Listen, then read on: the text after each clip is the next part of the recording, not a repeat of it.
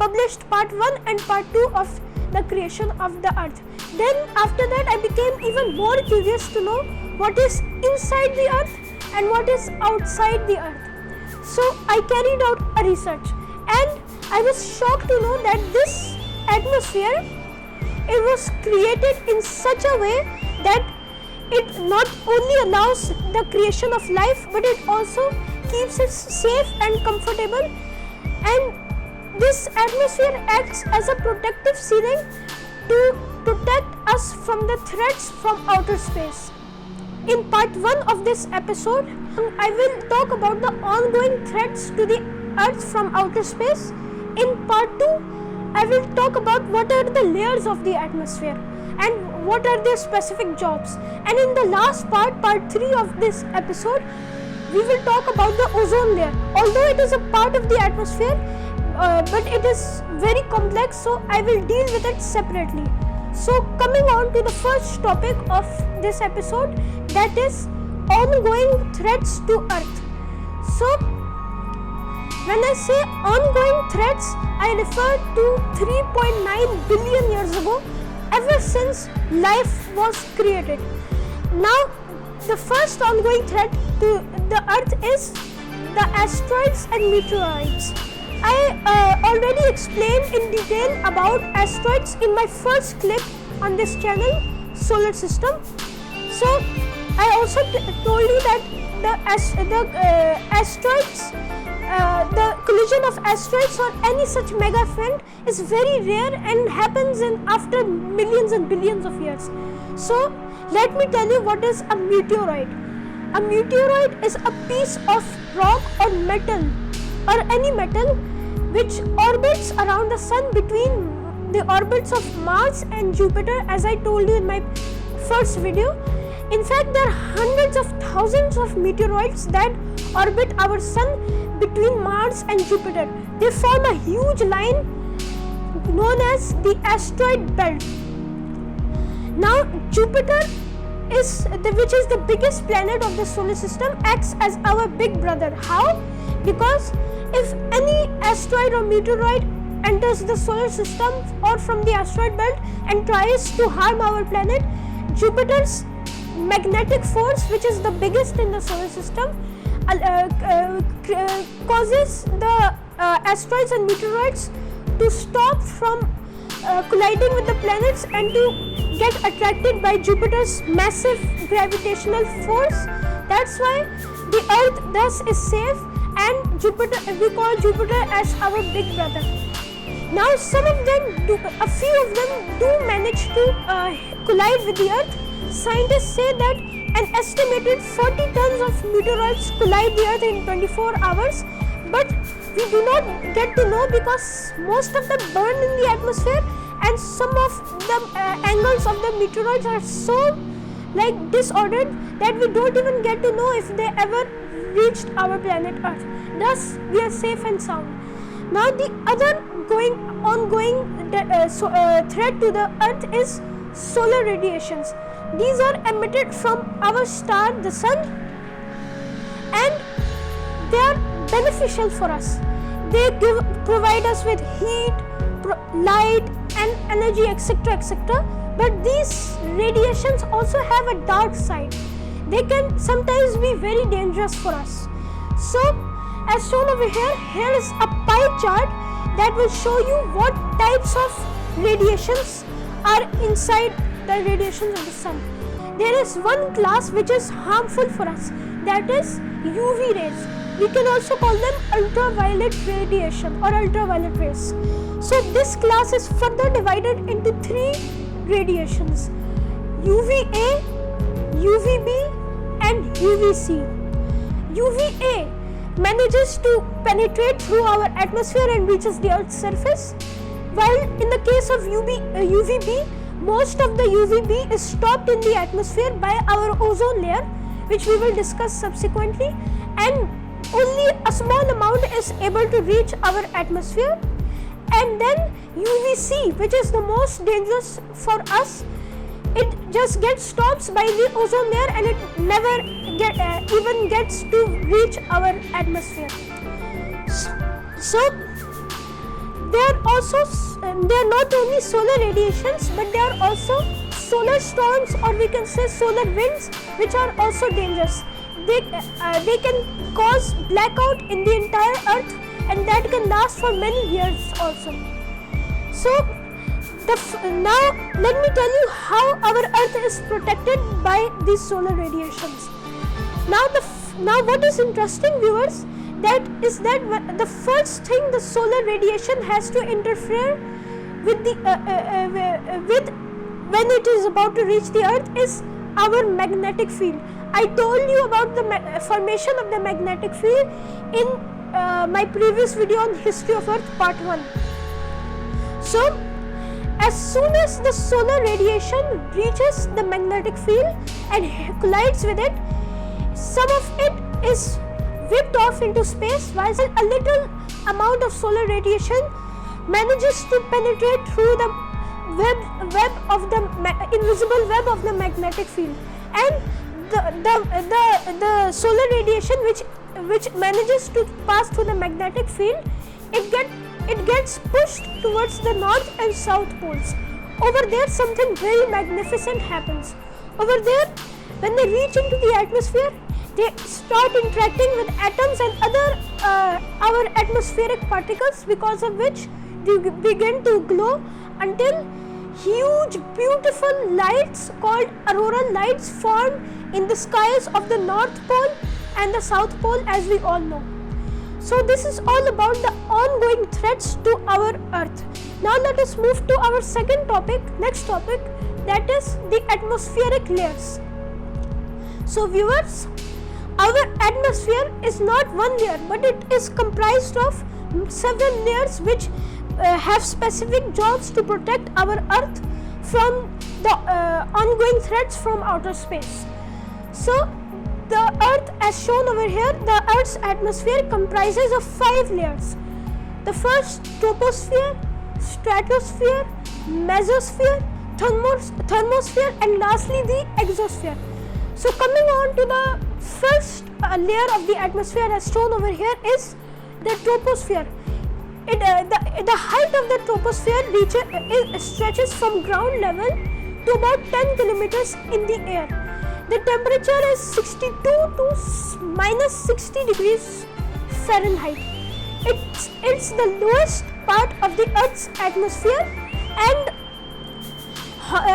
almost all of the water vapor of the atmosphere is comprised in this layer, because of which all of the atmosphere's clouds and rain are formed in this layer. And after that, many hot air balloons, helicopters, and low altitude flying vehicles are also fly in this troposphere. Now, another fact about this layer is that it comprises of 75% of all of the air present in the atmosphere.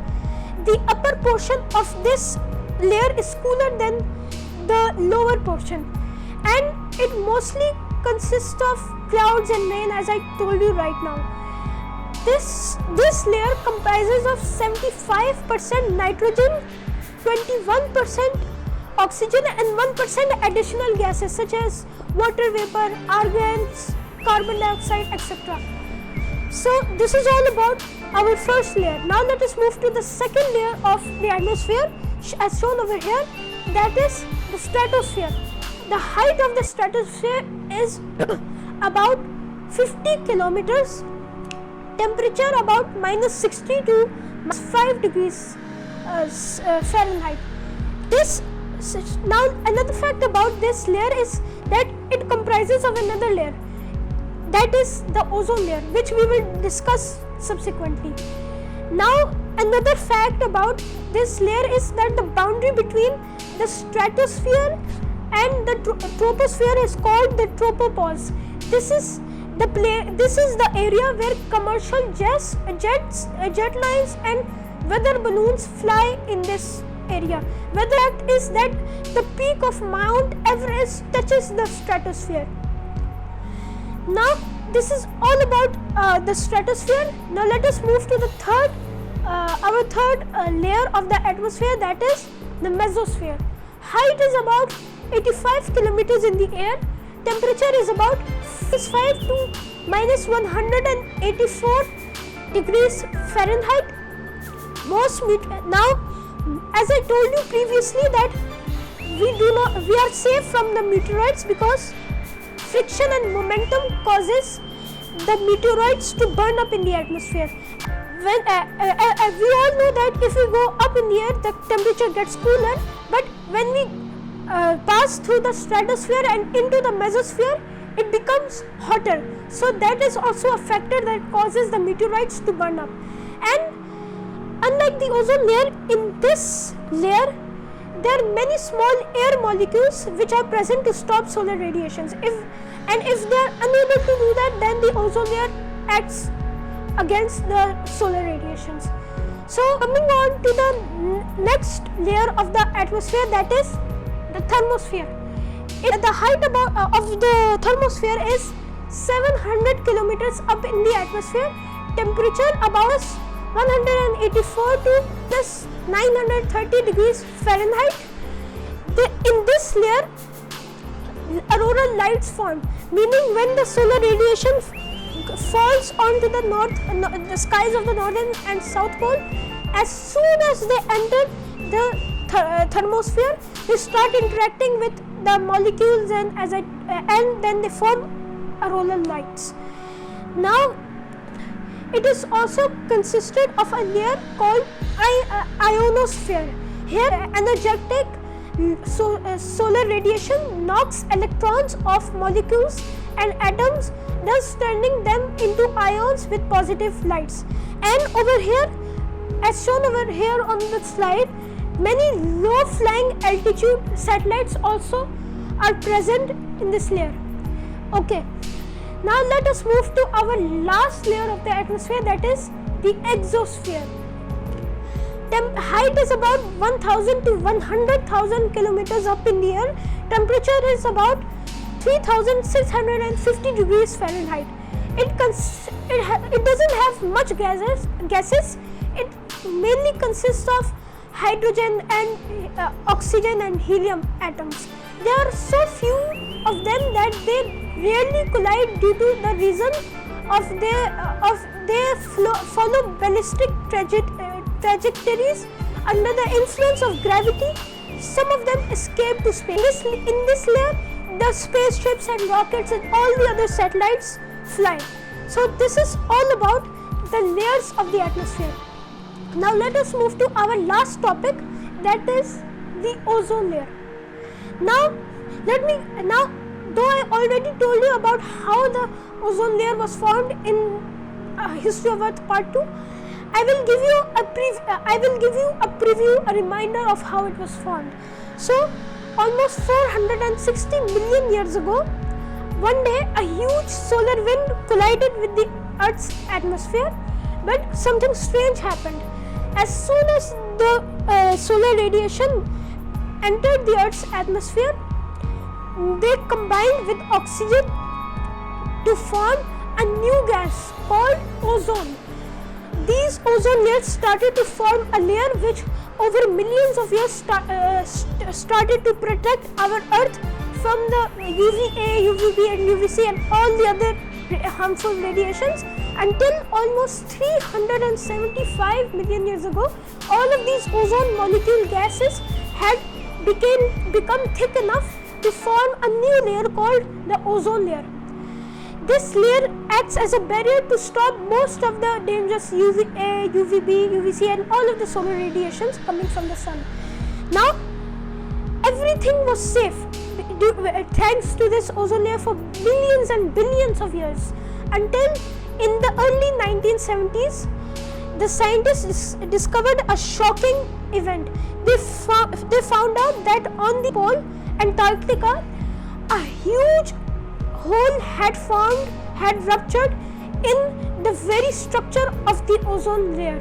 So they thought that it was just because of greenhouse effect and all of this, but then they figured out that it was not only greenhouse effect.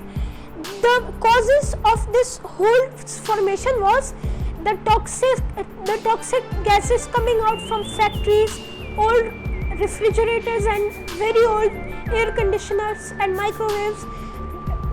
Their gases contain many harmful toxins which went into the air and started to rupture, started to destroy the ozone molecules that made up the structure of the ozone layer, because of which a huge hole had ruptured out on Antarctica, which scientists refer as shown over here, the Antarctic ozone hole.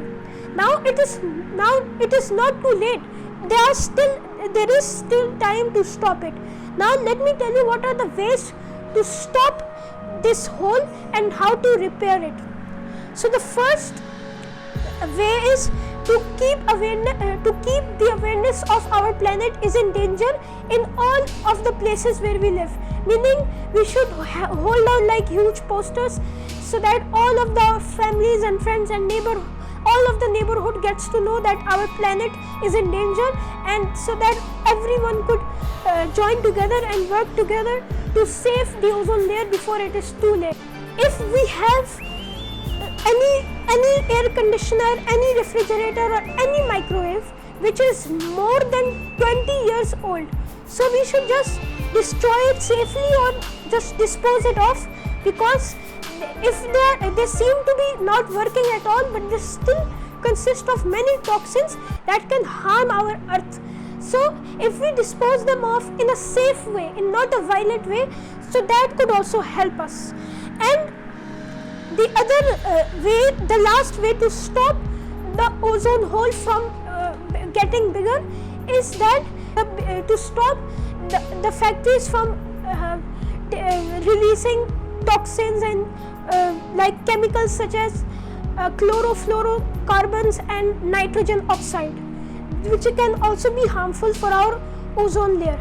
So if we follow all these 3 steps, our ozone hole will start to fix back. Ozone molecules are already started. It's already started repairing by now, that the ozone molecules are starting to form, and now the hole is starting to get filled with newly born molecules. And some scientists estimate that at the rate of the formation of molecules, by the end of this century, the 21st century, the ozone hole will be fully repaired and the ozone layer will come back to its present form. So this is all about the last topic. Now viewers, there is another very interesting fact that what the scientists proved, that the atmosphere is a very protective ceiling for us. Allah subhanahu wa ta'ala already hinted that same thing in the glorious Holy Quran 1400 years ago. So as shown over here, this is a verse from Surah number 21, and this is the verse number 32. A'udhu billahi minash shaitanir rajim. Bismillahir rahmanir rahim. وَجَعَلْنَا السَّمَاءَ سَقْفًا مَحْفُوظًا وَهُمْ عَنْ آيَاتِهَا مُعْرِضُونَ. And we made the sky or heaven a protected ceiling, yet they turn away from its wonders. It means that Allah is saying in the Holy Quran that we made this sky, this heaven above our heads, an extraordinary protective ceiling, yet some disbelievers still think that this is wrong and they move away from its wonders. So I hope you liked my video. If you did, please like this video, please subscribe to my channel, and don't forget to press the bell icon so you will be the first to know when I upload new videos. So this is all for today. I am Musa Masood Khan signing off.